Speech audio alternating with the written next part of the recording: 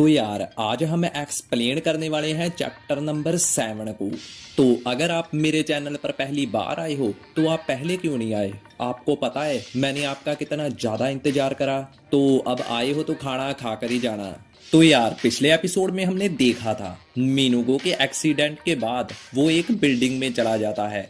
वहां पर वो एक लड़की को प्रॉमिस करता है कि मैं तुम्हें प्रोटेक्ट करूंगा, इसीलिए वो लड़की उसे अंदर आने देती है। लेकिन जॉम्बी भी उस बिल्डिंग के अंदर आने चालू हो जाते हैं। और अब आगे तो एपिसोड की स्टार्टिंग में मीनूगो ने एक जॉम्बी को तो मार दिया था। अब दूसरा जॉम्बी खिड़की को तोड़ता हुआ जंप करता हुआ मीनूगो की तरफ आ रहा होता है, जिसे देखकर सयोंग बहुत ज्यादा हैरान और डरी हुई होती है। मीनूगो अपने मन में बोलता है, ये सही नहीं है, मैं इस कंडीशन में फाइट नहीं कर सकता। मुझे फाइट करने के लिए लार्जर स्पेस चाहिए। लेकिन मीनूगो चाहे या ना चाहे फाइट तो करती ही पड़ेगी। और इसी के साथ वो जॉम्बी मीनूगो के मांस में अपने दांत गाड़ने की कोशिश करता है, लेकिन मीनूगो साइड हट जाता है और बहुत तेजी से चाकू से उस पर वार करता है। मीनूगो अपने मन में कहता है, ये चोट बहुत छोटी थी। हुआ क्या होता है, मीनूगो ने तो उसका गला काटने की कोशिश की होती है, लेकिन जगह कम होने के कारण सिर्फ उसकी आंख पर कट लगता है। और इसी के साथ उस टकले जॉम्बी का एक और साथ देने के लिए एक और जॉम्बी आ जाता है और मीनूगो अपने गैंगस्टर मोड में आ जाता है। और वो सबसे पहले वो नीचे बैठता है, उस जॉम्बी की टांग को काटता है। उसके बाद उस जॉम्बी ने जो पहना होता है उसको गले से पकड़कर उसको पीछे दीवार में दे मारता है और अपने चाकू को अपने मुंह से पकड़ लेता है। और दूसरा जॉम्बी भी कैसे पीछे रह सकता था, वो भी बहुत तेजी से अटैक करने के लिए आता है। मीनूगो ने एक हाथ से दूसरे जॉम्बी को पकड़ा होता है और अपने पैर से उस जॉम्बी के ऊपर लाते हिलाते बजा देता है। इतने में जिस जॉम्बी को उसने हाथ से पकड़ा था वो जॉम्बी भी हल्ला मचाने लग जाता है। मीनूगो उसको हाथ से छोड़ता है, उसके गले पर फिर से कुहनी मारकर उसको दीवार में फिर से चिपका देता है।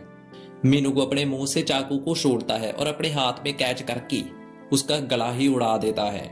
मीनूगो उस दूसरे जॉम्बी को देखने के लिए पीछे मुड़ता है और वो बहुत ज्यादा हैरान हो जाता है, क्योंकि वो जॉम्बी उस लड़की की तरफ भाग रहा होता है।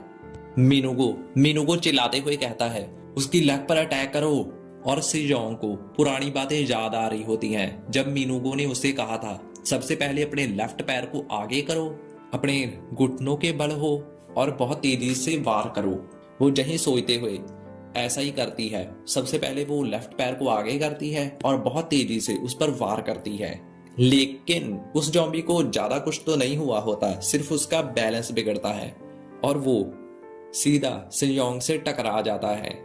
इसके कारण सियोंग वहीं पर गिर जाती है और वो जॉम्बी फिर से अटैक करने के लिए आगे बढ़ता है। लेकिन वो जॉम्बी उसकी टांग के पास आकर रुक जाता है। हुआ क्या होता है, मीनूगो ने पीछे से उसके सिर में चाकू को घुसा दिया होता है। इस जॉम्बी को मारने के बाद मीनूगो सिजोंग की तरफ देखता है जो बेहोश पड़ी होती है। मीनूगो कहता है, मैंने इससे वादा करा है। हम बाहर का सीन देखते हैं जहां पर जॉम्बिस की बहुत तेज आवाजें आ रही होती हैं और मीनूगो की पीछे से आवाज आती है, मुझे नहीं लगता ये जहां पर खत्म हो गया है। मीनूगो उस लड़की को अपने कंधे पर रखकर एक कमरे में लेकर आ जाता है और वहां पर उसको दीवार के सहारे बैठा देता है और खुद भी आराम करने के लिए बैठ जाता है। लेकिन इतने में वो जॉम्बी भी उस दरवाजे के बाहर पहुंच जाते हैं और जोर जोर से दरवाजे को मार के खोलने की कोशिश करने लगते हैं। मीनूगो उस दरवाजे की तरफ देखता है और कहता है, मुझे कुछ टाइम के लिए आराम चाहिए। लेकिन मीनूगो फिर से खड़ा हो जाता है और कहता है, सब कुछ ठीक है, लगता है जे मेरे साथ और ज्यादा मजे करना चाहती है। मीनूगो एक फ्रीजर को खोलते हुए सोच रहा होता है, जे मॉन्स्टर इसके अंदर रेफ्रिजरेटर के अंदर नहीं जा पाएंगी। मीनूगो उस फ्रीजर के अंदर सयोंग जो लड़की होती है उसको अंदर रखते हुए उसके ऊपर एक कपड़ा पाते हुए कहता है, मुझे पता है तुम मुझे नहीं सुन सकती, जहां पर तुम्हें ठंड लगेगी। मैं जितना कर सकता था मैंने किया, अब तुम्हें सिर्फ कल तक इंतजार करना है जब जहां पर लोग काम करने के लिए आएंगे। इतना कह के मीनूगो उस फ्रीजर को बंद कर देता है और उसके पीछे से जॉम्बी उस दरवाजे को तोड़कर अंदर आ जाते हैं। वो 3 जॉम्बी होते हैं। मीनूगो पीछे की तरफ देखता है और एक जॉम्बी को देखकर कहता है, चिलसोंग तुम भी। जे बंदा इसी की टीम का होता है, लेकिन अभी तो जे जॉम्बी बन चुका होता है। वो जॉम्बी मीनूगो की तरफ बढ़ने लगते हैं। मीनूगो अपने चाकू को अपने मुंह के दांतों के बीच में रख लेता है और कहता है, रुको, मुझे पता है अब मुझे क्या करना है। अब टाइम है तुम्हारे आराम करने का। और जी कहते हुए एक ट्रॉली को बहुत तेजी से उनकी तरफ फेंकता है। उस ट्रॉली से 2 जॉम्बी तो टकरा जाते हैं, लेकिन एक जॉम्बी बच जाता है और वो जॉम्बी मीनूगो के ऊपर अटैक करने की कोशिश करता है, लेकिन मीनूगो बड़े ही आराम से उसका गले को काट देता है। मीनूगो को देख के ऐसा बिल्कुल भी नहीं लग रहा होता, कुछ भी एफर्ट ज्यादा करना पड़ा होगा। एक जॉम्बी का तो काम होने के बाद अब बारी है दूसरे जॉम्बी की। वो दोनों जॉम्बी भी उस पर अटैक करने की कोशिश करते हैं। मीनूगो की तरफ एक जॉम्बी हाथ बढ़ाता है। मीनूगो उसके हाथ को ही काट देता है और यार उसकी बाह से ऐसे खून गिर रहा होता है जैसे हम नल को चलाते हैं, उसमें से पानी गिरता है, ऐसे इसकी बाह से खून गिर रहा होता है। मीनूगो अपने चाकू को अपने हाथों में घुमाता है और एक और अटैक इस जॉम्बी पर करते हुए कहता है, बहुत हुआ, अब टाइम है तुम्हारा मरने का। लेकिन इतने में वो जो तीसरा जॉम्बी होता है वो कैसे पीछे रह सकता है। वो भी अटैक पीछे से करने की कोशिश करता है और मीनूगो बहुत ज्यादा हैरान लग रहा होता है, लेकिन इसमें हैरान होने वाली कोई भी बात नहीं है। मीनूगो बड़ी ही आराम से पीछे की तरफ उसके सिर में सीधा चाकू को घुसा देता है और इन तीनों जॉम्बीज का यहीं पर काम खत्म हो जाता है। मीनूगो सिगरेट पीने लगता है, लेकिन वो रुक जाता है और वो सिगरेट उस जॉम्बी जिसको अभी अभी उसने काटा होता है उनके मुंह में लगाकर वहां से जाने लगता है और कहता है, अब सोते रहो। और जी कहकर वो वहां से चला जाता है।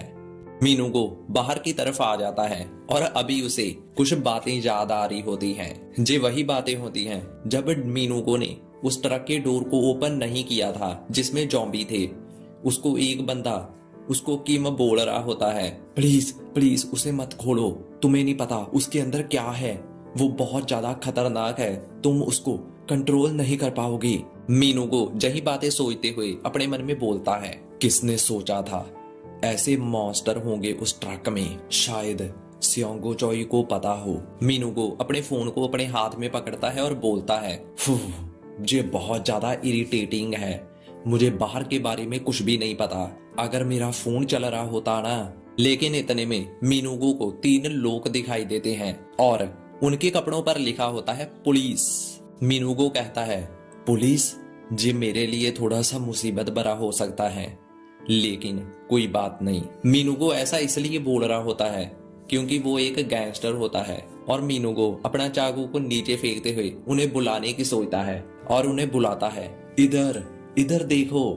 और यार वो भी तीनों जॉम्बी होते हैं, उसकी तरफ अटैक करने के लिए आने लगते हैं और मीनूगो की सारी उम्मीदें टूट चुकी होती हैं। वो बिल्कुल ही निराश लग रहा होता है।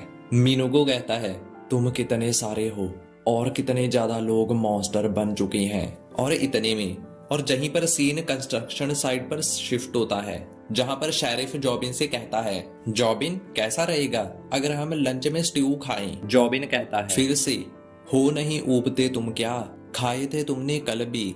शेरिफ कहता है, मुझे बहुत ज्यादा पसंद है स्ट्यू खाना। तभी इनके पीछे से आवाज आती है और सैमशिक कहता है, दोस्तों जीनू का लेटर आया है।